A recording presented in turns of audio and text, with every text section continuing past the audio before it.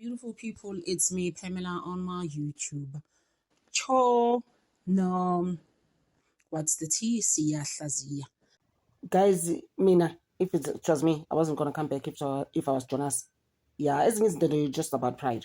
It's not even a good to you know what. This relationship is not nice anymore. I wasn't going to stay. It's as simple as that. I'm just like, why? Would I stay when people are trashing me? Hi, you're not Jonas, you drama queen. Oh, Beyonce, please leave us alone. You are a slay king, actually. But they had said slay queen in the comments.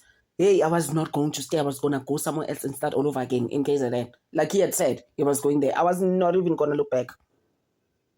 Where did Jonas stay, guys? I really don't get it. Please let me know if Nami in a singy is slay queen. You know? Young in the show, right? You also footy interpret it yourself. I'm just like, why? Why? We already had a meeting or you didn't have a meeting. And I just feel like I was going to move on. Sometimes it's not even about greener pastures. And someone was even saying now in the comments, no, actually, they gave him more money. There's no way. I think where he said he was going, he made that up. And where he said he was going to KZN, Akumali. I'm just like, wow, guys. But Jay, Mina, if I was Jonas, I was never going to stay on this case. We welcome you, Jonas. Also, how I was now talking is forever gaslighting defense and the accused. Oh, accused is like nobody and going to close out Jonas. Who are you? When you look at it properly. There is no good etiquette, nothing there. Jonas was supposed to go, guys. I mean, that's just my thing. We were supposed to start all over in life. There was nothing good that we're going to start all over.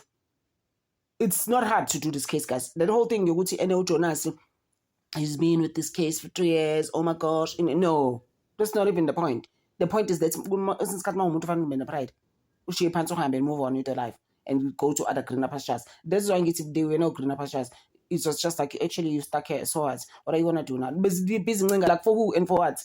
Really? I defense just humbling themselves by as it is and after Shololo. Or Poco Friday must say, and I'm sure just sit down. But Galango, sit down. But please. Please sit down. Imagine, guys. And Umsholo was so humble. By Rat. They humbled her. She was actually humbled by Urat. I was just like, wow, Rat. He always has his way. Urat. Lamanja, it's just like learning. Jonas is my BFF and it stays like that. Hi guys, Ubalo Ibandla Chano, Generally Shaban. The relationship I cooperated never even started. Actually Shabani. And I'm a prosecutor a roku jenga. In the experience jenga. Go to Balo, you started that. Balo is it senior policeman or was going to you're not answering what I'm asking you. Just answer what I'm asking you. You know? It's just like there's no need for Balo to speak to General Shaban like that though. Actually, Shaban, your problem is that when Abalo, you want me to lie. Imagine, guys. Manjubalo is like busy now shouting at such an old man. Obalo, guys. Just because I'm jealous of Shaban, no, I'm not going to be answering. And Balolani, Ukabini, and Zungu, they're actually relatives. Ayo. And then Obalo is just like shouting at the guy. I'm just like, there's no need for this. Mdala Lubaba, guys. Whether he's at the stand or what. Mdala. And Shaban is staying on the thing, you know what? I want to tell the truth. And whenever you know very well what's going on here. Imagine. Zungu was helping the police about this case. Please, we must make arrangement. He must report to Sebenza. Ila engase ngikhuluma khona ke ne-station commander sasekuthembisa police station ngathi ke uyazi ukuthi ke uZungu ulekelela ke amaphoyisa kuleli cala leli ngiyacela ke ukuthi manje asimsizeke ukuthi ke ahambe ayesebenza. Lastly, my lord, I want to say that I never had a quarrel with Constable Zungu, and even today I remember I don't have any quarrel with Brigadier Kininda. Okugcina ke inkosi enkantolo engakusho ukuthi ngiyazi ukuthi ke akunankinga noma ke ngathi ke uqabani kube kukhona noma kwakukhona ke phakathi kwami naye uConstable Zungu nanjengamanje futhi ke naphakathi kwami naye uBrigadier Kininda akunankinga eyikhona. I'm at pain, my lord, because Advocate Baloyi never listened to me clearly. Ukungizwisa ubuhlungu ke lokho ngoba ke uAdvocate Baloyi akazeke angilalele. This is the last place where I will tell the truth. indawo yokugcina-ke la engizothi khuluma khona iqiniso. General, can we ask for your cooperation? When we ask you a question, we want you to restrict yourself to that question. My Lord, I understand you, but there's where I must explain for the information of the court because yourself, you don't want me to tell the court what happened. Sokucala-ke General ukuthi-ke uma ngabe sikubuza umbuzo ukuthi-ke uphendule kuphela lokho okuyikona esikubuzayo ngiyabuza ngosenkantolo kodwa-ke kunala ekufanele-ke ngichaze khona-ke ngoba-ke awungivumeleki ukuthi angitshele inkantolo-ke okuphelele. General, you had the opportunity to give your evidence in chief. You've given your evidence in chief. It's now to us. It's now for the state to ask questions, and you confine your answer to what is being asked. Kube nalo-ke ithuba General ukuthi-ke unikeze ngobufakazi bakho-ke ngokuphelele manje-ke kuthina-ke ukuthi-ke asikuhlobo imibuzo manje-ke kufanele ukuthi-ke uphendule kuphela lokho ekuyikona esikubuzayo. Now, General, just to come back to the earlier question, do you agree that in your statement, Exhibit ZZZ in brackets 11, you do not refer to this incident in 2020 when you say Constable Zungu informed you that he was being forced to implicate you in a taxi violence matter? Do you agree? It's not in the statement. I'm not agreeing about it because when we were in consultation,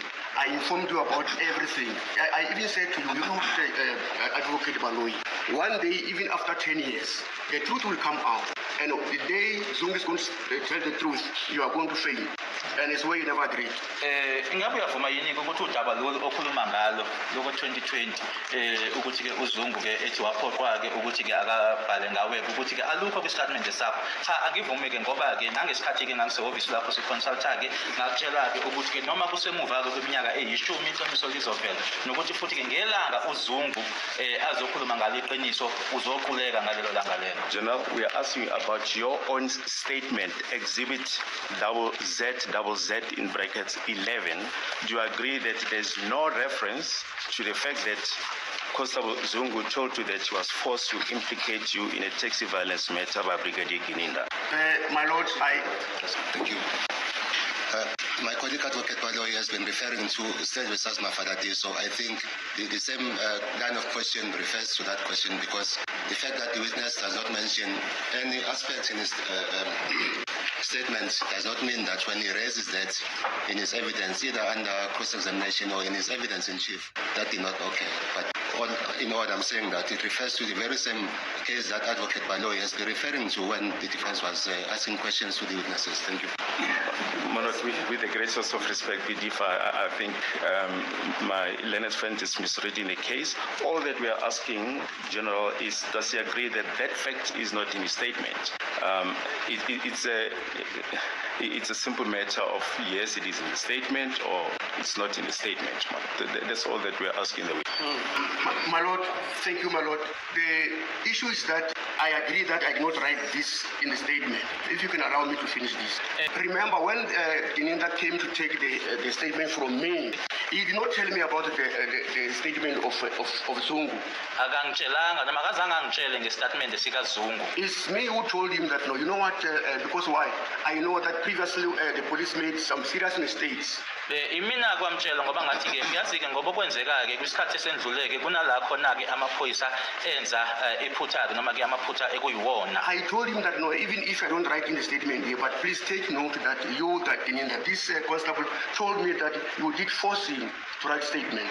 Kodwa-ke buka lokhu noma bheka lokhu nanoma nje ngingabhalile lana kwi-statement sami kodwa-ke ukwazi lokhu wena Gininda ukuthi-ke uconstable lona ungitshelile noma wangitshela ukuthi wena wamphoqa ukuthi but I will just write this summary of the statement because he said just write this summary of the statement. I'm aware about that. I never sort of force him, but just write what you think we write. But I told him that I cannot say this because why? The court will throw this case if I can say that. Kodwa wasethi-ke yena-ke kumina bhala-ke ufinyezeke istatement lesi ngikuzwile-ke lokho kodwa-ke akunalutho noma engikwaziyo ngalelo daba ungabhala-ke wena nje ufinyezeke ngabe ngithi-ke nami-ke ngizobhala-ke ngoba uma kuwukuthi-ke lolo daba lolo ngungalibhala lana-ke inkantolo-ke iqala leli-ke ngaliphonsela eceleni.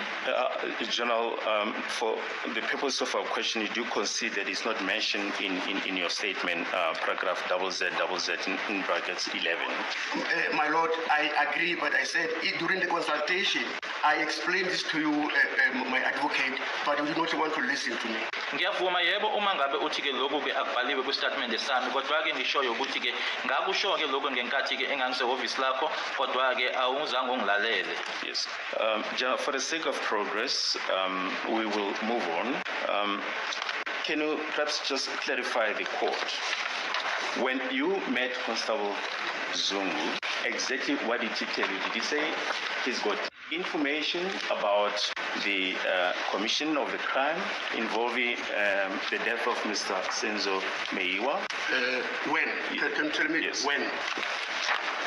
General, I'm still in the process of finalizing. When you first met him I'm saying when. in 2019, Thank you, my lord.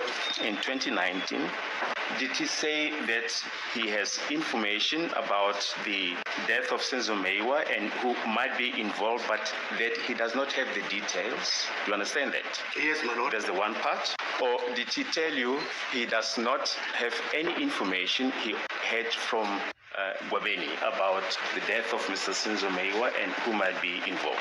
General, before you answer, do you agree that these two propositions are different? Yes, I agree that. Yes. Ngabe ke kuyinto akutshela yona uZungu ingabe wathi kuwena ungabe unolwazi yini ngokushona kwaSenzo Meiwa ukuthi nje imininingwane angenayo noma ke akutshela kona ukuthi nje kuyinto ayizwa ngoGwabeni ngaphambi kokuthi uphendule ngabe uyavuma yini ukuthi into ezimbili ezahlukene lezi? Yebo ngiyavuma. Just maybe to save time, your evidence is that he told you that he heard from Gwabeni as to who might be involved in the death of Mr. Senzo Meiwa. Is that your evidence? Yes, yes. Ubufakazi bakho yini ukuthi ke akutshela kona yena ukuthi ke ukuthi obani ababembandakanyeke ekushoneni kukaSenzo ukuthi into leyo ayizwa ngoGwabeni? Yebo. My lord, Sorry, yes. My lord, as I said, I want to try to be very, very slow, my lord, because this is the last place where I will inform the court for the sake of justice. Nanjengoba ngishilo ke ukuthi ke angifuni ke ukuthi ke ngiqhamazeleke noma ngijahe noma nanjengoba ngishilo ukuthi indawo yokugcina ke lena la ubulungiswa kungenzeka khona. But General, I was still talking, my lord. yes, you have given your evidence in chief. But Lord, We are now in charge of the process. Okay. So we ask you questions, you answer the questions. Please, General. yeah, but the thing is, I understand, but I have to explain when you ask me, because why? When I was with you, you never get a chance of talking to you. Yebo ke ngiyakuzwa ke uma ukuthi ke ubuze imibuzo kodwa kufanele ngichaze ngoba ngesikhathi enganginawe ngaso awukazeke unginikeze ithuba lokuthi ke ngikhulume nawe. In my office, my advocate, you were not there. I was with Zungu, and I can tell you the atmosphere. You know what? I was so happy because I wanted to solve this case before I can go on patient. To say, when he came, they said, General Shaban, the information I got, you are right to say that now, is from my uncle Gwabeni. Wawungekho ke ehhovisi lami kwakuyimina ke noZungu babe lapho nesimo ke lapho njena ke futhi ngangithokozile ke ngoba ngangitshela ukuthi ke ngifisa ukuthi ke icala leli ke ngiqazileke ngaphambi ukuthi ngihambe ke impesheni. Wangitshela ke wathi ke noma ke ulwazi lo nginalo ngalithola kumalume wami uGwabeni. And he said, my lord, and I trusted, he said he trusted his uncle Gwabeni. The people who went there is Mozi. Okay, just slow. Wasethi kumina ke ngiyamthemba ke uncle sorry uncle noma umalume noma ke ubaba omncane uGwabeni uthi ke abantu abaya lapho uMuzi And also Ntanzi. kanye futhi ke noNtanzi And I cannot lie. futhi ngeke aqamba amanga. But he was not there. Kodwa yena wayengekho lapho. Thank you, my lord. Ngiyabonga Nkosi This is a enkantolo. simple question that you asked. If you answer the question, we could have been further down the cross-examination. So in other words, he said he himself does not have information as to who might be involved, but that what he was telling you he heard from Gwabeni. In other words, that Gwabeni was the source of the information. Thank you, my lord. There you are, my lord. Ngiyabonga ke ikona ke lokho akusho ukuthi yena ke ulwazi akanalo yena kodwa lokho akutshela kona kuyinto ayitshelwa uGwabeni. We just wish to refer you to your statement that you deposed on the 5th of October 2023 at 14:14, Exhibit ZZZ in brackets 1. paragraph 4. Yes, my lord. While I was performing my duties as a cluster commander, I did not participate in any investigations of the Senzo case. Around 2019, I was then approached by Constable Zungu. The constable told me that he has information about the suspects that entered the Kumalos house and later shot Senzo Meiwa. He mentioned Muzi Sibia and Tanzi from Rustenburg, and please listen to the next portion. He further mentioned Egwabeni, who knew more or had deep knowledge about this case. Do you understand that, General? I understand, my lord. La afunda khona ke uadvocate kufundeka ngalendlela ngenza ke umsebenzi wami ke nanjenge cluster commander ngasiyona ke ingxenye kuphenyo lecala lika Senzo kwathi ke ngo2019 kweza kumina ke uConstable Zungu uConstable wangitshela ke ukuthi ke unolwazi analo mayelana nabasolwa abangena emzini wakwaKhumalo base kamuva ke bedubula uSenzo Meyiwa washo ke noma ke wachaza ke uMuzi Sibiya kanye noNtanzi obuya eRustenburg noma waseRustenburg waseqhubeka ke esho futhi ke noma ke echaza uGwabeni okuyena ke owayenolwazi ke oluningi noma ke olujulile mayelana nalo icala leli. So what you're saying here, Jenna, in your own statement, you're saying Constable Zungu said Gwabeni knew more or had deep knowledge about this case. Yes, it's what he told me, my lord. And if you look at what is stated in line 4, the constable told me that he has information about the suspects that entered the Kumalos house and later shot Senzo Meyiwa. So in other words, what you're saying is Constable Zungu told you that he has information about the suspects who were involved in the death of Senzo Meyiwa, but that Gwabeni has more information, more details about this case. Do you appreciate that, General? My lord, thank you that you are articulating very clearly. Thank you for that. Lana obhaliwe lana ukuthi uyasho noma kubhalwe kwistatement sakho ukuthi uZungu akutshela kona noma asho kuwena ukuthi ke unolwazi ngabasola abangena base bedubula kodwa ke umuntu onolwazi olujulile uGwabeni. Yebo ngiyabonga ke ukuthi kusho ngaleyo ndlela. As I told you what to say. When I wrote this statement, remember, I've already had the information, and I clearly wanted to know as to whether Zungu was part of that, because in my mind, I thought maybe even himself was part of this case. Ukhumbuleke uma ngibhala istatement lesi ngangisenginayo ke information namaphecelezi ke ulwazi ke kodwa ke manje mina ongangifuna ukuthola ke ukuthi ke ingabe yena ke ngoba la kumina emqondweni kumina ngangithi nami uyingxenye kodwa ngangifuna ukuthola lokho ke na ke ukuthi ngabe waye khona yini. The same information you are talking about, my lord, to say about the information is that he has information which he got from Gwabini, and that the same alleged is where myself and you and Gwabini we were fighting to say you mustn't say alleged, you must say you had it from Zungu, not to say that you had it from Gwabini. Ngoba ke manje ke ila khona ke engitshela khona ke uZungu ukuthi ke lokho wakuzwa kuGwabini manje ke lo udaba ke kwaGwabini lona ke udaba esasingazwani ngalo ngoba ke owawungitshela kona ukuthi cha angingasho ukuthi ke kwakuthiwa noma kakusolakala ukuthi angisho ukuthi ke ukanye ngingathi ukuthi ke kwakuyinhlolo. You're driving a Mercedes Benz, is that correct? My lord, if you look at that paragraph number 9, before the last sentence of paragraph number 8, he was talking about 2014. Thereafter, immediately, you can read to the court what he wrote there. Uma ke ubuka ke lapho noma ke kuloko qeda ukusho ke general ukuthi ke ingabe uthe ngo2014 uZungu wathi wena wahamba ngeMercedes ngiphendula ke general uthi uma ungabuka ke lapho ke no paragraph 8 uma ekugcineni kwayo uya kukhona ke akushoyo ke lapho bese kuthi uma njena ke ukhuluma ngo2014 lapho kodwa ke uma uhlake lapho ufundele inkantolo ukuthi ke uthini lapho. General, we're not really going to belabor this point, but just to contextualize your evidence, the statement of Constable Zungu, which is on record, the last part of paragraph 8 says as follows: I then realized that the suspect that was arrested could not be the correct suspect, as I did not see him mingling with Carlos, Mapisa, Mtokosizeni, Muzi, and Mafika on the 26th of October 2014. Then paragraph 9, I got hold of the cell phone numbers of General Lishabani, who was then head of the detectives in Gauteng. And if you read through that paragraph 9, there's no mention of 2014. Lana-ke okuyokufunda umthuthisi-ke uthi uConstable Zungu ngase ngithola-ke ukuthi-ke umsolo owaboshwa ukuthi-ke babopha-ke umsolo engasiyena ngoba-ke akazange-ke ahlangane noma kubekho-ke kumhlanganisa noMthokoziseni uMaphisa uMuzi uGadla ngalo-ke u-October ka-2014 uma uhlake noma-ke ufunda-ke laphayana uyashoka ukuthi ngase ngithola-ke iy'namba-ke zocingo lwakhe uGeneral Lishabane ngoba ngathola-ke noma ngezwa ukuthi-ke uyena-ke ohola abaseshi uthi-ke mthuthisi uma ufunda lapho-ke akukho lakhona-ke ukukhuluma khona ngaloku uGeneral akushoyo. And Philip, before you respond, just to read its following two sentences, I called and informed him that I have information about the matter of Senzo Meyiwa. He said we should meet at Tembisa police station. He arrived driving a brown Mercedes-Benz SUV. I shared with him all the above-mentioned information and my knowledge about the matter of Senzo Meyiwa. He said he will follow up the investigation. Nowhere is there any reference to 2014. Iyaqhubeka-ke le ndawo uma ufunda-ke ukuthi ngaphambi koba uphenduleke General ngathola-ke iy'namba-ke zocingo zakhe uGeneral Lishabane kwakuyena-ke owayehola noma eyinhloko-ke yabaseshi eGauteng. Ngase ngixhumana naye-ke ngamtshela-ke ukuthi nginolwazi mayelana nokubulawa kukaSenzo Meyiwa. Wasethi-ke asihlangane epolice station yaseThembisa.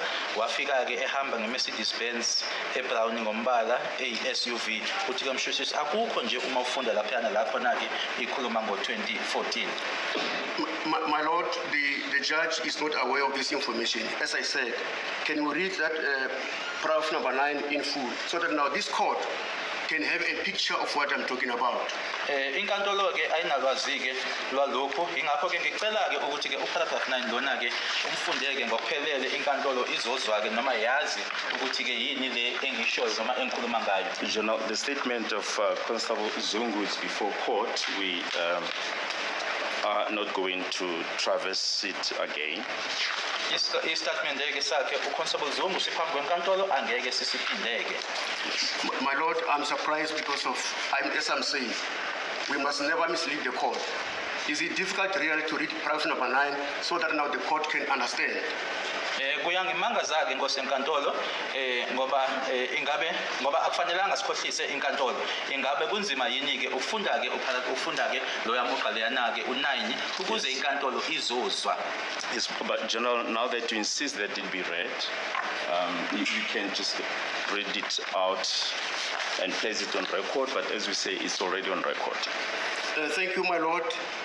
In the last paragraph of paragraph number 8, he was talking about 2014, October 26.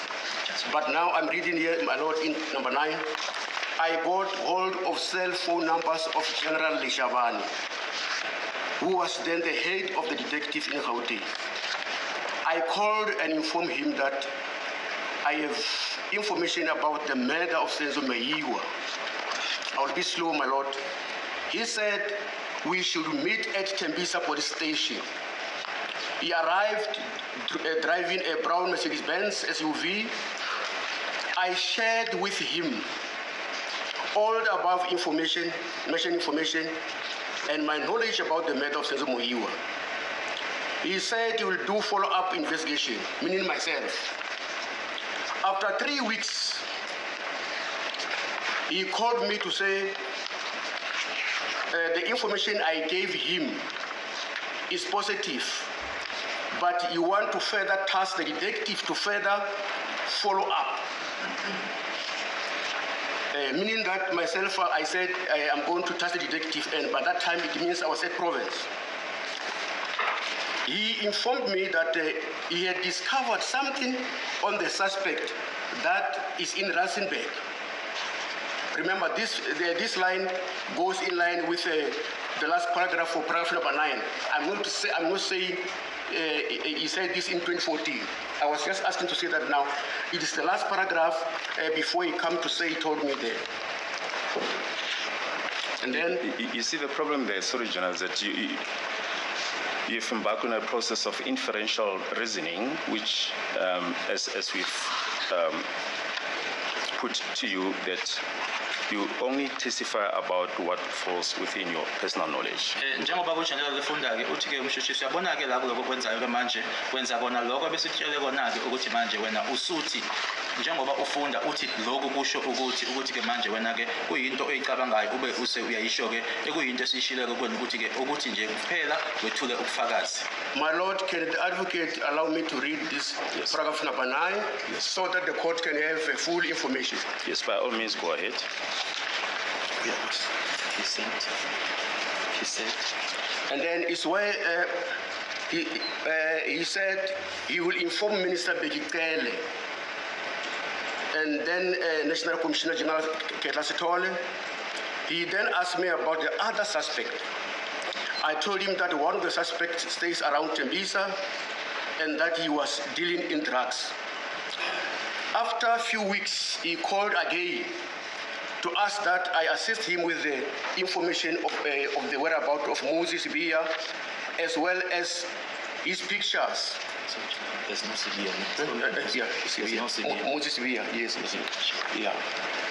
I provided General with the requested pictures, but including those of Mafik and Tazi. I did give him the full information about Mosi and where he could be found, as well as that of Mafik and Tazi. He said he will pursue the information and update me about the outcome of the investigation. I later learned from General that they managed to arrest Mosi for dealing in drugs. And he questioned him about the case of Senzo Meyiwa. He told me that Mosi disputed this information, but implicated his uncle, who is well known to General. I know that Mosi's uncle was known as Butle Spivantuli. I know that he was killed a few years ago. The General was at that stage no longer the head of the detectives in Gauteng, but he was the cluster commander in Tembisa.